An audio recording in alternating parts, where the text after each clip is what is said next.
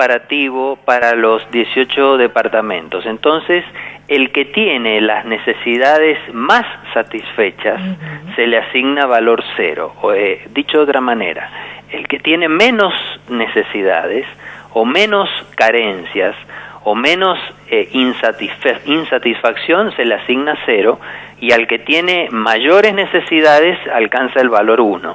Es la forma, digamos, como se construye el índice. O sea, no quiere decir que quien vive en capital tiene todas sus necesidades de salud, educación y necesidades económicas plenamente cubiertas, sino que comparativamente con el resto de los departamentos de la provincia es el que mejor está en esas 3 áreas comparativas. Esta es la idea. Y luego de allí se compara con el resto de los 18 departamentos de la provincia. Por eso lo hemos llamado índice de privaciones o de carencias, porque a medida que el índice o el numerito va subiendo desde 0 a 1, significa que el departamento de la provincia tiene más carencias. Es decir, es un departamento donde hay que poner un poco más el foco, o hay que prestarle más atención, porque quienes viven allí tienen más problemas, ya sea en el área de educación, en el área de salud o en el área económica. Licenciado, buen día. Alejandro Buen día. Rota lo saluda. ¿Cómo está? Buen día. Muy bien. A ver, claro, hay una situación bastante confusa en cuanto a la, en alguna parte a la elaboración de la nota, porque dice que los habitantes de Capital, Junín y Godoy Cruz son los que menos necesidades tienen, mientras que La Valle, General Alvear y Las Heras son los que más necesidades tienen. Me parece que las necesidades son iguales para todos. Exactamente, claro. No necesidades, sino menos necesidades satisfechas o insatisfechas. Esta es la cuestión. Las necesidades la tienen todas, claro, todos por igual. La cuestión es cuán satisfechas están.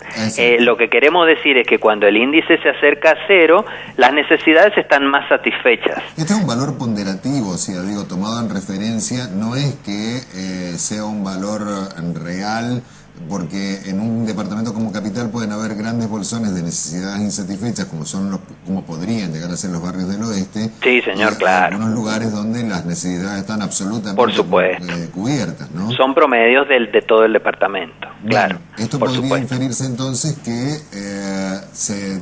si bien no se lo menciona, pero podría determinarse a través de este informe que hay departamentos más pobres, por decirlo de alguna manera, en los cuales la mayor cantidad de habitantes tienen menos necesidades cubiertas. Exactamente, esa es exactamente la interpretación que hay que hacer, y la salvedad que usted hace es muy válida, porque son promedios.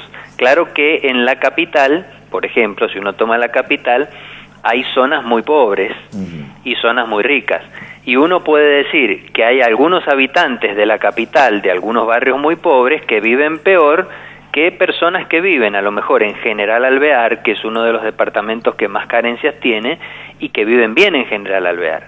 Es decir, hay ricos en zonas pobres y pobres en zonas ricas. Es decir, que siempre esos matices existen.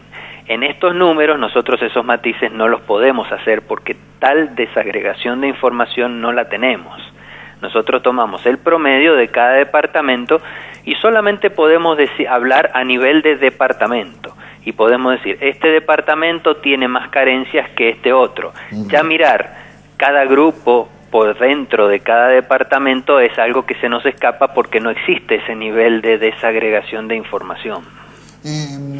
Licenciado, ¿cómo juega en este tipo de ponderaciones los departamentos que tienen una población rural mucho más amplia o mucho más o mayor que algunos otros departamentos? Por ejemplo, digo, La Valle tiene algunas zonas de, obviamente, población rural con muchísimas carencias de necesidades, como en la zona de Guanacache. Esto obviamente influye poderosamente en el desarrollo del departamento. Eso termina influyendo de alguna manera, porque cuando nosotros tomamos, por ejemplo, dentro del área de economía, ¿no es cierto? Decíamos que tenemos salud, educación y economía. Dentro del área de economía tomamos el Producto Bruto per cápita. Los departamentos que tienen mucha población, baja el Producto per cápita. Exacto. Y en esos departamentos que tienen poblaciones rurales, en donde la producción per cápita baja sensiblemente. Entonces esos departamentos se ven castigados, entre comillas, en ese indicador. Y esos indicadores bajan para esos departamentos. Y esos departamentos empiezan a rezagar en el área económica. También dentro del área económica nosotros calculamos, incorporamos la variable de desempleo. Entonces en el desempleo también esos departamentos vuelven a ser castigados, entre comillas, en esa variable. Entonces hay variables que de alguna forma indirecta capturan este problema de la ruralidad.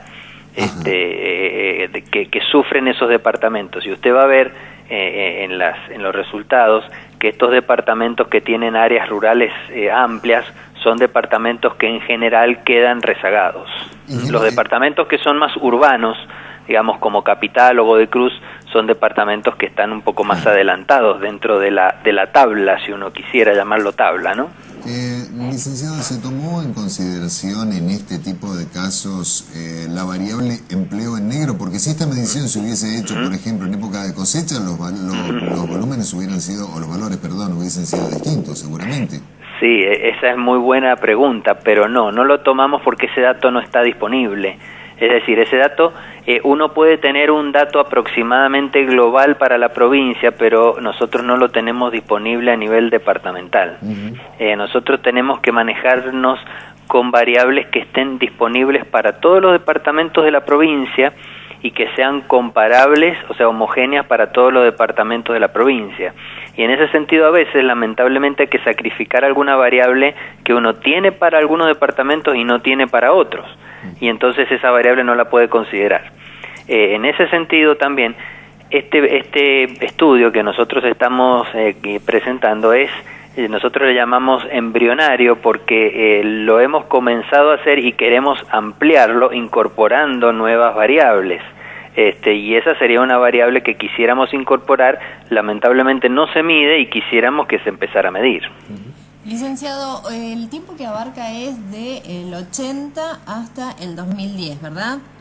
El estudio en realidad de pobreza y distribución del ingreso, sí. Este estudio departamental es una parte del estudio que solamente toma desde el año 91, porque es desde donde tenemos datos. O sea, esta parte departamental solamente va desde el 91 hasta el 2010. ¿Y en la variable educación se incluye la repercusión que ha tenido la asignación familiar por hijo? No, en educación nosotros tomamos lo que le llamamos indicadores de salida, es decir, los indicadores de resultado, repitencia, analfabetismo, niveles alcanzados, es decir, no indicadores de entrada, sino el indicador final o de resultado, es decir, lo que ha resultado finalmente. Y lo que se toman son los datos censales, que es donde tenemos la desagregación departamental. La asignación universal por hijo es lo que se llamaría, desde el punto de vista de la educación, un dato de entrada. Es decir, no sabemos qué resultado finalmente ha tenido. Entonces no lo podemos evaluar claramente. Nos interesa mucho más el dato final, o sea, si los chicos si se reduce el analfabetismo, si los chicos repiten menos, si alcanzan mayores niveles. Perfecto, licenciado, muchísimas gracias por esta comunicación. Bueno, obviamente muchas imagino gracias. que el informe debe ser muy extenso, ya no nos queda tiempo aquí en el programa. Muchísimas gracias por la comunicación y cualquier cosa nos volveremos a contactar con usted. Muy bien, muchas gracias a ustedes. Gracias, hasta luego. Hasta luego.